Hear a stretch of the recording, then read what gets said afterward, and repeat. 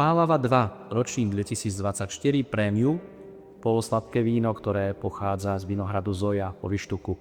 Jedna z najúspešnejších pálav, ktoré na Slovensku vyrábame pre mnohých milovníkov aromatických a naozaj elegantných vín.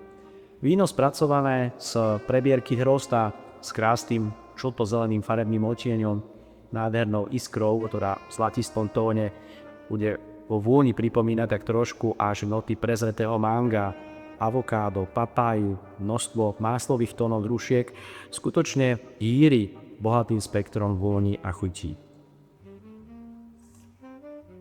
Zvyškový cukor v tomto víne je na chladne 24 gramov, čo peknou kyselinkou vytvorí nádhernú spojitosť a eleganciu.